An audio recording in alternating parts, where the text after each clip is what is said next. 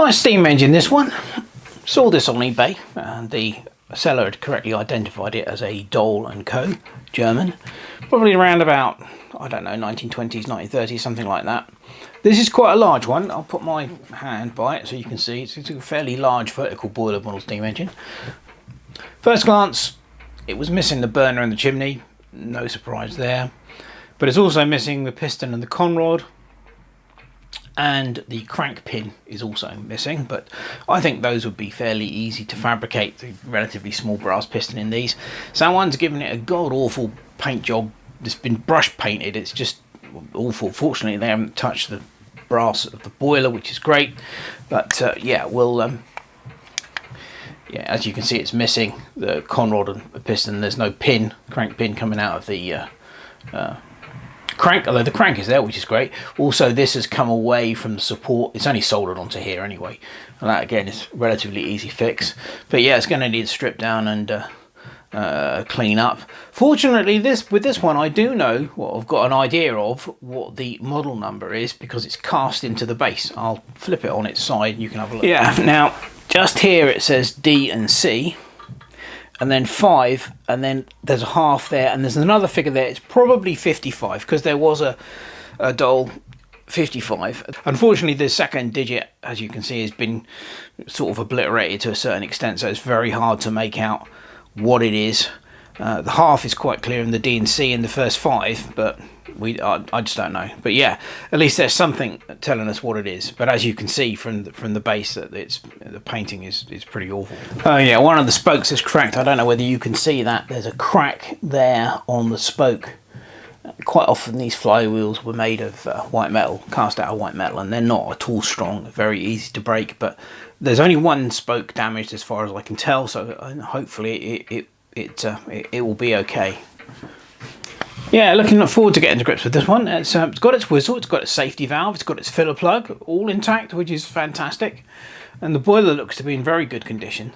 So, like I said, I think, you know, mainly it's going to be the firebox, base, flywheel, and engine frame that needs cleaning up. So, yeah. Well, we'll get stuck into it and see what we can make of it. Time to start work on the Doll 55.5. Yeah, well, that's what I reckon it is. It may not be, it may be another model, but yeah, we've got to get this thing stripped down.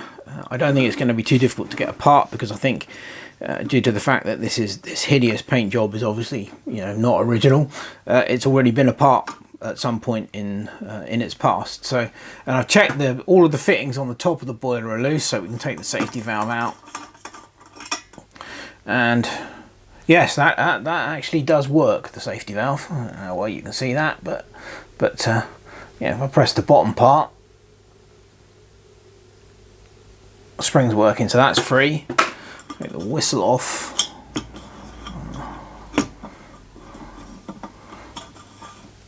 That might need a soak in vinegar. I'm not sure whether that's all gummed up or not, but we'll give it a go anyway. Yeah, that's blocked, so that's going to need a soak. A little filler plug.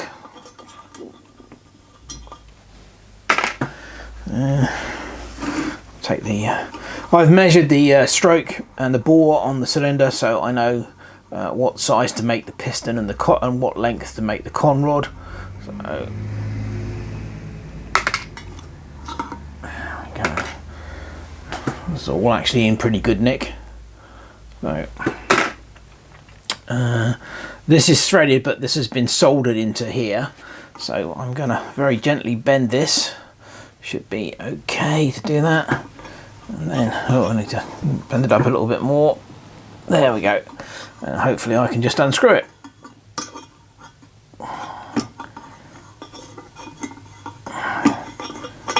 There we go.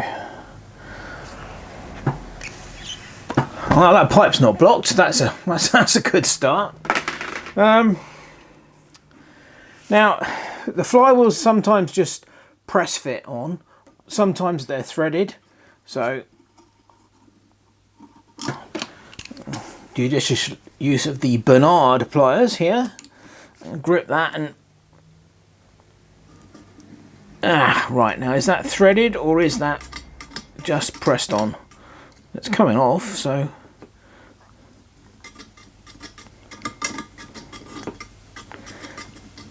don't think it's threaded, because that would be a very fine thread if it was. Maybe I may be wrong.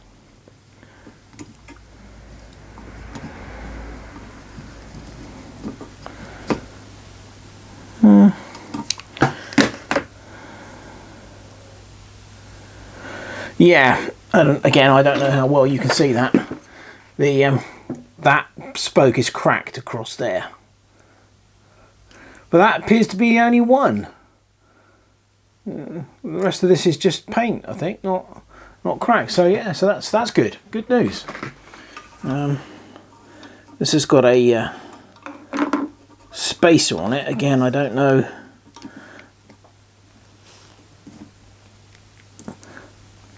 Yeah, that is free to turn, so hopefully I can pull that off of there with a bit of luck. Oh, it's a bit stiff, but it's right. That spacer's off. Hopefully we can pull the crank out. There we go. Yeah, that's right, royally bent, so we'll need to go straightening that. So all that's left then is the screws that hold the boiler and firebox to the base, and they are actually intertapped brackets. They're not nuts, so that's quite good.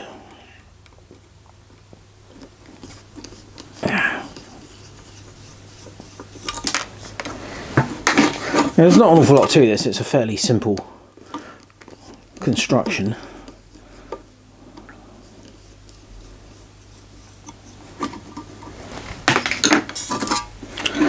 And there's the very ornate casting. There's a rivet detail all's been cast into it, so I'm sure that paint will come off quite nicely. Cast iron, I think, the base has given its weight, and that leaves us with the firebox, which is pretty shitty, and the boiler. Again, I don't think that there's any need to attempt to separate the two. They're normally crimped together, so I don't think I'll bother with that. I may well remove the rivets that hold the engine frame on, so that I can clean that up separately. But yeah, all done, stripped down, ready for the next phase. Thought you'd like a quick look at it. I've literally just used my favourite paint stripper, which is Ovenmate, and it's taken 98% of the horrible red paint off, almost completely cleaned up the flywheel. But it's interesting, as you can see, that this is now sort of a pink colour. I think what we're looking at here is the remnants of the original colour. I think the original colour was this. Let me get a pointy stick. I'll close in on the base a bit.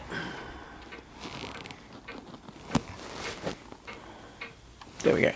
I think that the original colour on this was a sort of dark burgundy red, and I think there's some examples of it here and here, little tiny streaks of it, little bits left still on the base. So that gives us some idea of what the original colour was, and that makes sense because some of the older German steam engines that I've seen, they had a sort of dark burgundy on the base. The flywheel would have been the same colour as with the engine frame, so that's good. So next up, I'm going to soak this in vinegar because it is quite rusty, where there was no paint obviously on the underside at all. So yeah, so we'll soak that in vinegar. That might take off some more of the paint also. I'll soak the firebox in vinegar too. That will get rid of all of the soot and crap that's on the inside of that, and then wire brush on the rest of it. So yeah, it's coming along nicely. The firebox and base of the boiler have been soaking in vinegar overnight, as has the base. So let me get my marigolds on and we'll fish these out, and we can have a look and see what the score is. Now the vinegar that I've used is used vinegar, so it was already a dark colour for the parts of the dull engine went into it. So that that is not all come because of the Dole engine. It was already dark before I put the parts in. So yeah, we'll hook them out and have a look. Oh, blimey. Yes, definitely been some reaction with something on the base. Whether it's the cast iron or the paint, I don't know, but we'll just lift that out of there. Yeah, well, all the rust is pretty much gone from under there, which is great, which is what we wanted. I'll give it a bit of a scrub with the brass wire brush. See whether any of this paint comes off. It may do. You know, we'll just have to have a look. But I'll do the bulk of that off camera. Yeah, well, I think you can see that it certainly had a good effect. Quite a bit of more of the paint has come off now. We're getting down to the bare cast iron. All the rust has come off from the underside, which is the whole point. So, yeah, I'll get that out and give that a wash over with some water to get the vinegar off. Finish cleaning that up on the brass wire wheel. So here's the boiler and the firebox. Not really an awful lot you can sort of see with that, but I'll give it a quick brush over. There was a lot of soot on the inside of the firebox, so the vinegar will definitely have taken that off.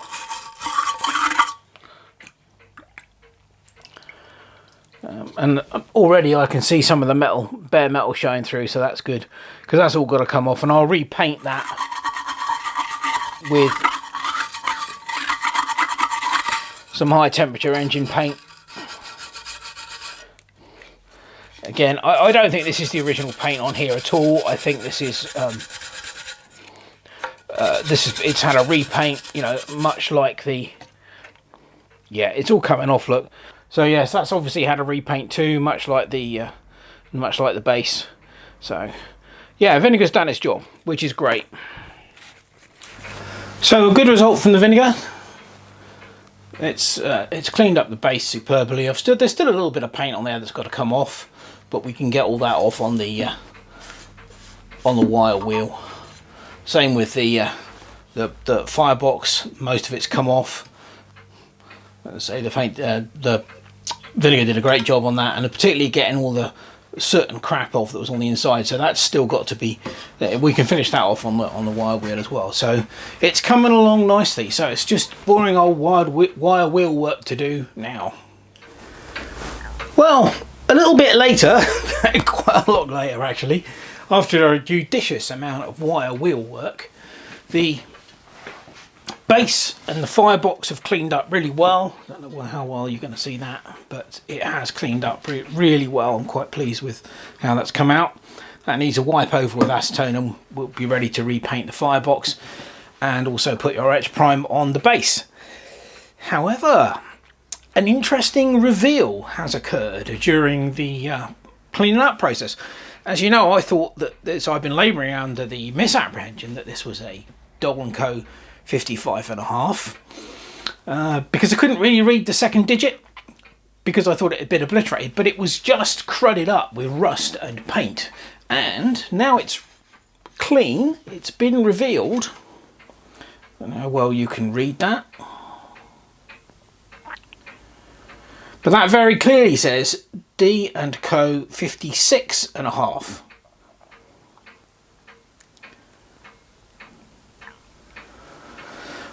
Which I've never heard of. I know they did a 55, but I've never heard of the 56. So this, I'm going to have to retitle all my video titles now and all my bloody folders on the computer.